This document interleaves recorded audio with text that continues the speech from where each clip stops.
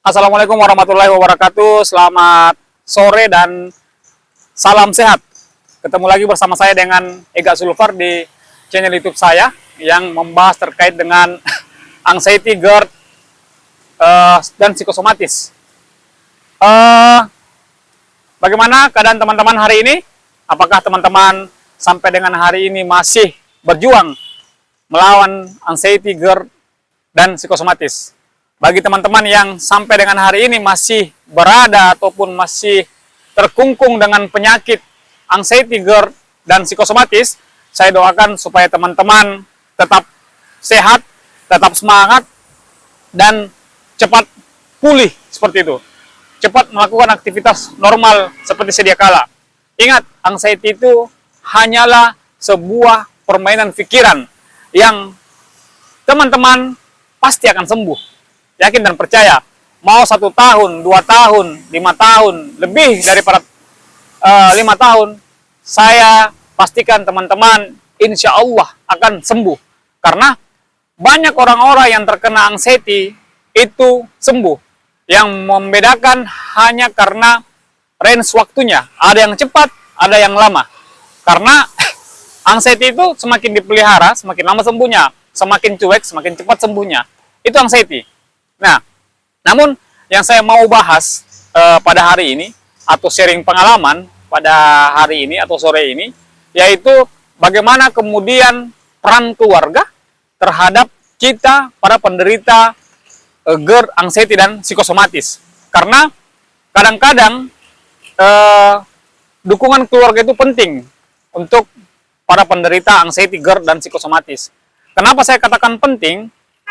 Karena banyak orang yang mengatakan bahwa orang-orang yang terkena anxiety, GERD, dan psikosomatis itu adalah penyakit yang dibuat-buat, seperti itu. Penyakit yang katanya sangat cengeng, seperti itu. Penyakit yang katanya terlalu melebih-lebihkan, seperti itu. Nah, kadang-kadang biasa orang-orang penderita anxiety itu pengen merasakan bahwa coba mau tukaran penyakit ataupun coba kamu berada di posisi saya. Mau enggak? Cuman teman-teman atau orang-orang normal ini tidak pernah saja merasakan anxiety itu, gitu. Nah, kalau dia merasakan bagaimana sensasi orang anxiety itu, saya yakin dan percaya belum tentu sekuat teman-teman sampai dengan hari ini. Saya yakin dan percaya. Karena banyak yang kadang-kadang tidak mendapat dukungan dari keluarga seperti itu. Baik dari orang tua, dari saudara, dari pasangan, banyak seperti itu.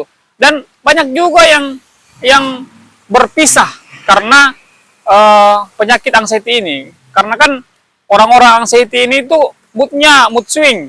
Kadang marah, kadang berdiam diri, memendam semuanya seperti itu. Yang akhirnya kemudian membuat pertengkaran-pertengkaran kecil. Baik dengan orang tua, baik dengan pasangan, saudara, seperti itu. Nah, pentingnya dukungan dari keluarga. Itu yang saya mau bahas pada sore ini. Bagaimana kemudian peran keluarga itu sangat penting. Orang-orang terdekat itu harus paham, itu harus tahu bahwa kita terkena anxiety. Dan ciri penyakit anxiety itu adalah, ya, seperti yang saya jelaskan di video-video kemarin, bahwa penyakit anxiety itu harus dilawan, kita harus berdamai seperti itu.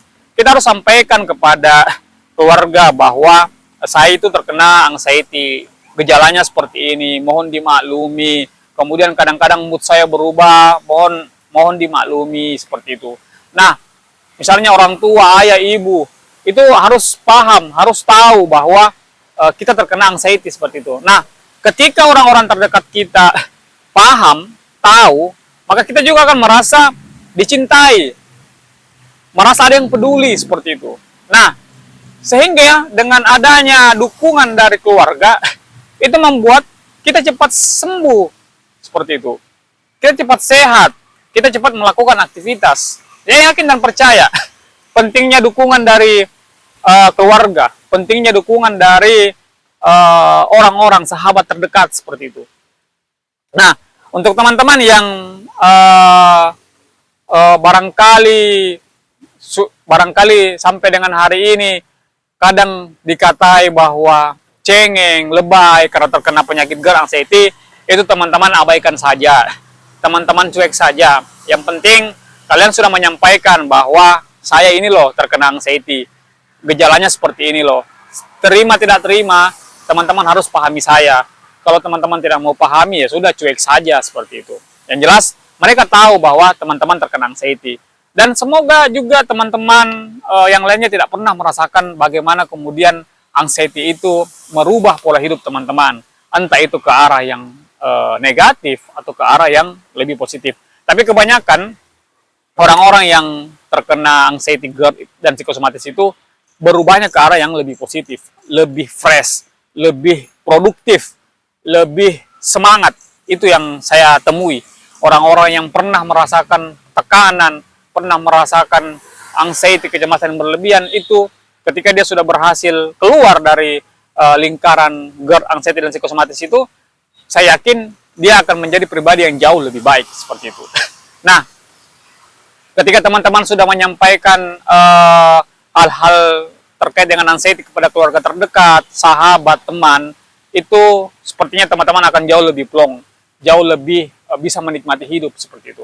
Sampaikanlah, jangan dipendam sendiri, karena kalau teman-teman pendam sendiri, itu malah akan lama sembuhnya seperti itu. Sampaikanlah, kalaupun teman tidak mempunyai teman-teman tidak mempunyai sahabat, tidak mempunyai orang ataupun keluarga yang bisa disampaikan, tanya sama diri sendiri bahwa saya tidak sendirian. Sugestikan sama diri sendiri, afirmasi positif kepada diri sendiri bahwa saya baik, saya kuat, saya bahagia seperti itu.